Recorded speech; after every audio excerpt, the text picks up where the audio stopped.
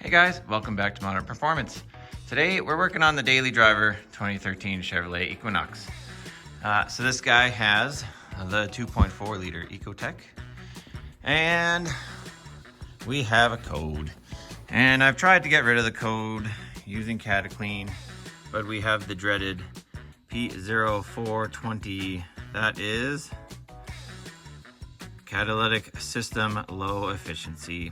So I tried Cataclean, code came back. So time to put a catalytic converter in it.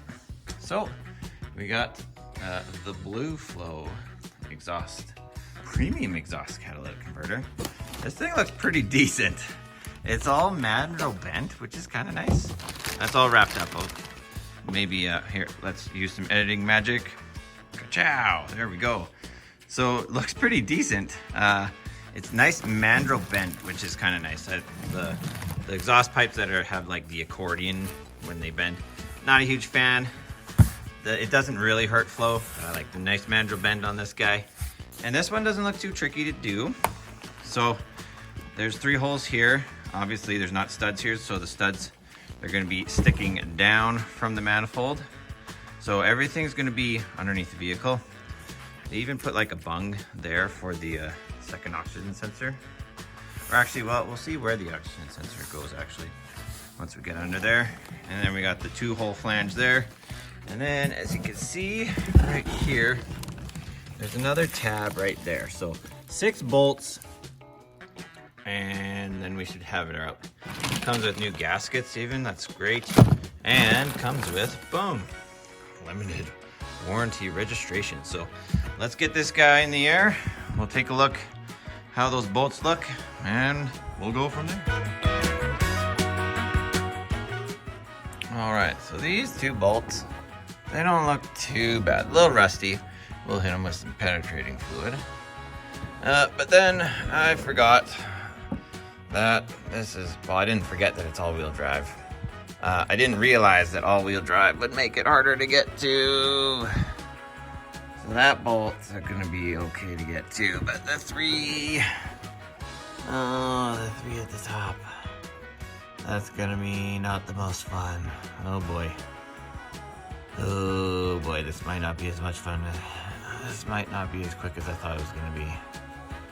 Okay, well, looks like there's a heat shield around the top as well. We might have to take that heat shield off. Oh boy. Okay, well, here we go. Here goes nothing. All right, so we had to take a few things off from the top. We had to take off good old air box. There's just the clamp there, clamp there. Take off that cover. We got the heat shield. Bam, we took that heat shield off. There is a bolt hole there, and there, and there. And then we got another surprise. All right, as you can kind of see, we have, I was gonna say nice little crack, but not what I want to see. Not what I want to see. So I don't know if that would be causing the catalytic converter code with the exhaust crack there, but at the same time, I don't know if I really trust it now. So I have the catalytic converter. I guess we'll just update the exhaust system here. So I guess we'll have to wait and go get an exhaust manifold. All right, well, the plot thickens. Here we go. All right, so believe it or not, the catalytic converter fits through this space here. It was a little tight, but those heat shields, you just kind of wiggle them and it gets through. And right there, there's that stud. The bracket goes on, and as you can see, the exhaust manifold goes on studs. So you take the nuts off. Hopefully where you live isn't too rusty. Thankfully, Southern Alberta, it's kind of dry, so we don't get too much rust. And it wasn't too bad to get those off. There's 10 of them. I'll show you where they're located. Well, actually, it's easier looking at the manifold, and you can kind of see how to get them off. All right, so for the exhaust manifold, the nuts, there's 10 of them, and you can, by looking at the exhaust manifold, you can kind of see the best plan of attack for them. Obviously, the top ones are easy to get from the top. Sometimes Like that one, I was able to just use a wrench and go back and forth. I had a ratcheting wrench. But some of them, this one especially, underneath, the block heater is very close to the bottom, so I had to take a socket and an extension kind of in there. I didn't struggle too much, so that's nice. And another thing I noticed as well, on this catalytic converter, there's no studs, so I thought, oh, I'll just use the studs out of here. So I took one of them out there, and that hole is way bigger than the stock studs. So I got new hardware, about an inch and a half long, I think, is what I measured these at. And I think they're 3/8 bolts. And that should be, or no, 7/16. 3/8 or 7/16, I can't remember.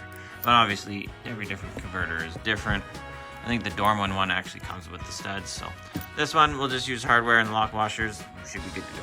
Okay, we'll throw her in now and we'll see what the finished product looks like here. So we got her all buttoned up. We got the bolts all nice and tight. There's that nice looking thing. And all the clearances actually look really good. We're not touching anything there. I will say this, that tab was not close to that bracket at all, but as I tightened it up, I could actually get the bolt through, and then it just kind of bent it over as it tightened up. So yeah, everything looks nice. I torqued everything up to spec. Exhaust manifold bolts are 10 pounds.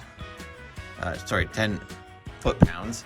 And the catalytic converter bolts to the manifold, those are 35 foot-pounds. And then everything else is just torqued by feel. And nice and tight, or good and tight. That's the technical spec. Got that guy in there. Yeah, everything looks all right. Okay, we're gonna put her on the ground, fire her up, and see how much it smokes. Actually, I might leave it up in the air so I can see anything here. All right, here we go. All right, we got the Chevy ding going. Okay, we're gonna fire it up, and we're gonna see how much the new exhaust manifold and catalytic converter smoke. Here we go. All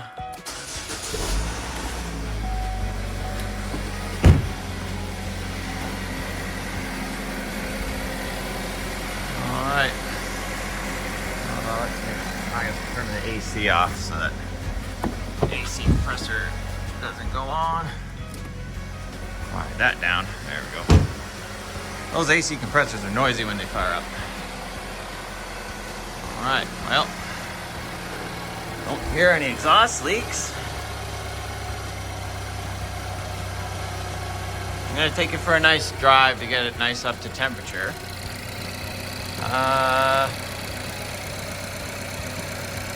Well, no smoke. Oh, I got a little bit of smoke building there. Oh. Where's that coming from? Oh, I bet that's coming from... there's the heat shield, yeah. Okay, yeah, we got a bit of smoke. What's it look like underneath? Not too bad there. But yeah, there's a little bit of smoke. Ah, yes, kind of see it wafting. I'll let it get some heat into it. I do have a fire extinguisher in the garage. Got the fans going, got the door open up a little bit too, so. Okay, well. Hopefully we don't smoke out the place too much.